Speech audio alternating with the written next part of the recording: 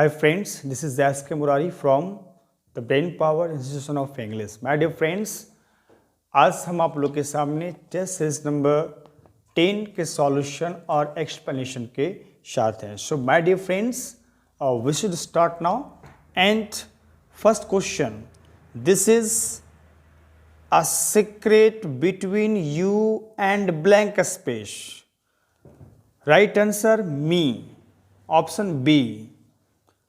क्योंकि बिटवीन के बाद बिटवीन एक प्रीपोजिशन है और प्रीपोजिशन के बाद आने वाला प्रोनाउन हमेशा ऑब्जेक्टिव केस में होता है एंड यू ऑब्जेक्टिव केस में है क्योंकि यू का ऑब्जेक्टिव केस यू ही होता है एंड राइट आंसर होगा मी क्योंकि मी ऑब्जेक्टिव केस है. Next question number 2. He wrote blank space one act play and right answer option B a. क्योंकि वन एक्ट वन का साउंड आ रहा है कॉन्सोनेंट का, इसलिए इसके पहले ए का प्रयोग होगा. Next question number 3.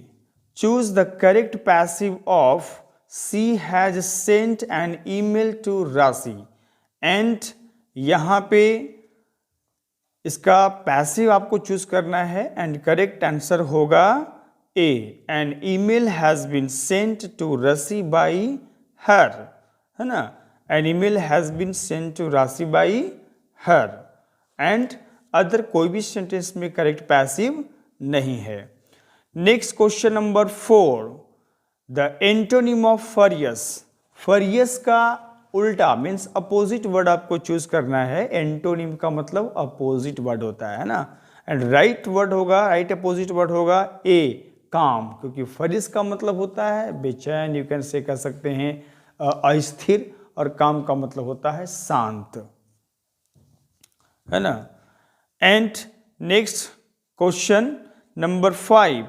We must protest against blank space injustice and right answer होगा डी नन, क्योंकि इनजस्टिस एक अनकाउंटेबल नाउन है और अनकाउंटेबल नाउन के पहले ए और एन का प्रयोग नहीं होता है और इनजस्टिस का प्रयोग इसमें एक इंडिफिनिट सेंस में किया गया है, कॉमन सेंस में किया गया है, इसलिए इसके पहले द का प्रयोग नहीं होगा. Right answer D none. Next question number 6. He was angry blank space me and right answer option B with, क्योंकि एंग्री के बाद एंग्री एक एडजेक्टिव है, उसके बाद यहाँ पे आ रहा है मी, तो यहाँ पर इमोशनल अटैचमेंट शो कर रहा है. जहाँ पर भी भावनात्मक संबंध दिखाएगा, भावनात्मक संपर्क दिखाएगा, उस कंडीशन में उसके साथ विथ का प्रयोग किया जाएगा, है ना. Next question number 7. Blank space students are present in the class and right answer all, क्योंकि स्टूडेंट्स एक प्लूरल नाउन है, प्लूरल नाउन के साथ ऑल का प्रयोग किया जाता है. होल का प्रयोग तब होगा जब संपूर्ण के सेंस में होगा और होल द स्टूडेंट्स होगा. Next question number 8. The lady thanked him heartily. Right answer D heartily, क्योंकि हर्टली एक एडवर्ब ऑफ मैनर है और हर्ट का प्रयोग नहीं होगा इसमें, क्योंकि यहां पर हृदय से एक सेंस दे रहा है ना. महिला ने उसे हृदय से धन्यवाद दिया. Next question number 9. Choose the correct spelled word. सही स्पेलिंग वाले वर्ड को चूज करना है एंड राइट आंसर होगा A chancellor, CHANCELLOR. Next question number 10. Time after twilight and before night. ये क्वेश्चन को आप लोग समझे. इस क्वेश्चन को हम लोग वन वर्ड सब्स्टिट्यूशन कहते हैं, OWS. अनेक शब्दों का एक शब्द हिंदी में कहा जाता है ना. तो यहाँ पे आपको बताना है कि time after twilight and before night, यानी कि मध्य रात्रि के रात के पहले और ट्विलाइट, ट्विलाइट मतलब कह सकते हैं शाम में 5 बजे के आसपास में, उस ये दोनों के बीच का समय क्या होता है. तो राइट आंसर होगा सी डस्क. इसका मतलब हम लोग कह सकते हैं सूर्यास्त. Next question number 11. Question number 11. Yes, I blank space taken my camera and right answer होगा ए हैव, क्योंकि टेकन V3 है और V3 के पहले हैव का प्रयोग किया जाएगा, है ना। विल हैड होता नहीं है, वाज हो सकता है, वाज के साथ V3 का प्रयोग होता है लेकिन पैसिव सेंटेंस में, जबकि सेंटेंस एक्टिव मोड में है। एंड मे हैड का भी प्रयोग कभी नहीं होता है। Next question number 12, we blank space not live without water, and right answer option A can, है ना। यहाँ कहा जा रहा है कि हम लोग पानी के बिना जीवित नहीं रह सकते, यानी कि यहाँ पर निगेटिव एबिलिटी है ना। तो एबिलिटी चाहे पॉजिटिव हो या निगेटिव हो, उस कंडीशन में जहाँ एबिलिटी होना चाहिए, सिर्फ एबिलिटी है तो उस कंडीशन में कैन का प्रयोग होगा।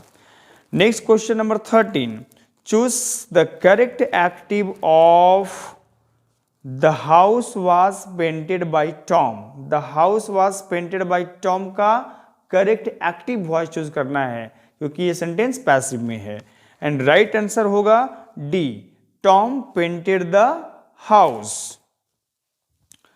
Question number 14, choose wrong spelled word. गलत स्पेलिंग वाले वर्ड को चूज करना है।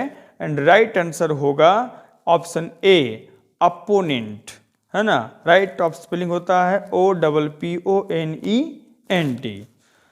Next question number 15, he works very blank space this days.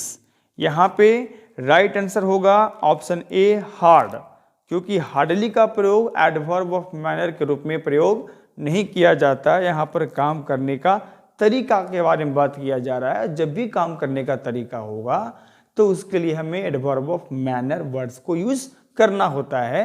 Hardly जिसका मतलब होता है शायद ही, स्कार्सली का भी सेम मीनिंग शायद ही का, एंड मोस्टली का प्रयोग यहाँ पे बिल्कुल नहीं होगा, क्योंकि यहाँ पे इसका अधिकांश का सेंस देता है। Next question number 16, would you mind blank space to my house comma please. And right answer होगा ऑप्शन डी, कमिंग, क्योंकि माइंड के बाद आने वाला वर्ब हमेशा V4 होता है। Next question number 17, choose the correct sentence. सही सेंटेंस को चूज करना है। एंड राइट आंसर होगा option C, they hurt themselves, क्योंकि देयर सेल्फ नहीं होता है, देम सेल्फ भी नहीं होता है, क्योंकि प्लूरल है इसलिए, है ना। And right answer C, they hurt themselves. Next question number 18, what is the time blank space your watch. And correct option होगा, करेक्ट आंसर होगा ऑप्शन ए, बाई, क्योंकि जब भी किसी से हम टाइम पूछते हैं उसके घड़ी के अनुसार, तो इस कंडीशन में बाई का प्रयोग होता है। Next question number 19, you blank space come to a school in time. And right answer होगा बी, शुड, क्योंकि किसी को एडवाइस दिया जा रहा है, नॉर्मल एडवाइस है कि आपको या तुम्हें स्कूल समय पर पहुंचना चाहिए, यानी कि समय से पहले पहुंचना चाहिए। Next question number 20, choose correct sentence. Again फिर आपको करेक्ट सेंटेंस चूज करना है। एंड राइट आंसर होगा option B, they all love one another, क्योंकि जब भी एक ईच अदर का आप कह सकते हैं कि ईच अदर का यूज तब होता है जब संख्या 2 से ज्यादा हो, और जब संख्या 2 से ज्यादा हो तो वन अनदर, ईच अदर का यूज होता है ना। और यहाँ पर यह स्पष्ट है नहीं कि संख्या 2 है या 2 से ज्यादा है, तो यहाँ पे राइट आंसर होगा one another, option B. Next question number 21, Rajiv called me blank space. Right answer होगा B, didn't he. Question tag से क्वेश्चन है और यहाँ पे कॉल्ड पास्ट में जा रहा है, इसलिए पास्ट के लिए डिड का प्रयोग किया जाता है। और जब भी नेम होता है तो उसके जेंडर के हिसाब से, उसके सेक्स के हिसाब से, राजीव यहाँ पे मेल है, इसलिए ऑप्शन बी होगा, didn't he. Next question number 22, which of this is plural noun. इनमें से प्लूरल नाउन कौन है। एंड राइट आंसर होगा ए, वीमेन, है ना। वुमेन्स होता नहीं है, लेडी सिंगुलर है एंड फीमेल भी सिंगुलर है। Next question number 23, some students have been playing since since के बाद आने वाला टाइम एग्जैक्ट टाइम होता है, पॉइंट ऑफ टाइम होता है, एंड राइट आंसर होगा option A 1 PM। An hour duration of time है, अ वीक भी ड्यूरेशन ऑफ टाइम है। Next question number 24, blank space against me. और जब भी सेंटेंस में सबसे पहले V1 से शुरू हो रहा हो तो उसके पहले V1 से शुरू हो रहा हो और उसके पहले यदि वर्ब दिया जा रहा है तो राइट वर्ब होगा don't. Don't against, don't speak against me, मेरे विरुद्ध में मत बोलो। Question number 25, I sent a blank space of fruits for my sister. यहां पे नाउन से क्वेश्चन है, राइट आंसर होगा B basket, a basket of fruits. क्योंकि बकेट मतलब बाल्टी होता है ना, ये नहीं हो सकता है। ड्रम भी नहीं हो सकता है। Next question number 26, listen Radha blank space the sitar, and right answer होगा इज प्लेइंग ऑप्शन डी। क्योंकि इस तरह के कई बार क्वेश्चंस आपके टेस्ट में दिखा है और दिया गया है ना। जब भी सेंटेंस इंपरेटिव सेंटेंस से स्टार्ट होता है और उसके बाद में ये सेंटेंस आता है तो उसमें हमेशा V4 EJMR प्लस V4 का प्रयोग करेंगे, यानी कि प्रेजेंट कंटिन्यूअस वर्ब का प्रयोग करेंगे। Next question number 27, blank space must not praise one self, right answer होगा ऑप्शन बी 1। जब भी सेंटेंस में एक्शन के बाद वन सेल्फ आ रहा है तो उसमें हमेशा वन का ही सब्जेक्ट के रूप में प्रयोग होगा। Next question number 28, they were blank space a noise, and right answer होगा बी मेकिंग। क्योंकि सेंटेंस एक्टिव फॉर्म में है ना, इसलिए मेकिंग होगा। एंड मेड का प्रयोग तब होगा जब V3 होगा। नेक्स्ट क्वेश्चन नंबर 29, सी ब्लैंक स्पेस बी एव 40, and right answer A option A will. क्योंकि यहां पर नीड्स के साथ भी बी का प्रयोग नहीं होता है, यूज्ड टू के साथ बी का प्रयोग होता है लेकिन पास्ट में, लेकिन यहां पर पास्ट का सेंस नहीं आ रहा है। क्यों? क्योंकि वो कह रहा है कि वह 40 से ऊपर की होगी, उसकी उम्र का अंदाजा लगाया जा रहा है, तो अंदाजा लगाना हमेशा फ्यूचर सेंस में होता है। Next question number 30, blank space you stop smoking you will be seriously ill. कह रहा है कि तुम गंभीर रूप से बीमार हो जाओगे। यू स्टॉप स्मोकिंग, स्मोकिंग करना छोड़ दो, यानी कि जब तक, है ना, जब तक तुम यदि तुम स्मोकिंग करना नहीं छोड़ते हो तो तुम सीरियसली बीमार पड़ जाओगे, या जब तक नहीं का भी इसमें सेंस आ सकता है ना। राइट आंसर होगा C unless. So my dear friends, आज आप लोगों को टेस्ट सीरीज नंबर 10 का सॉल्यूशन और एक्सप्लेनेशन आप लोगों को दिया गया।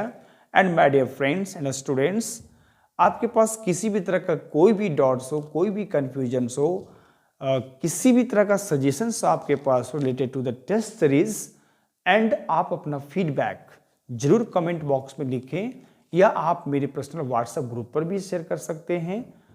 सो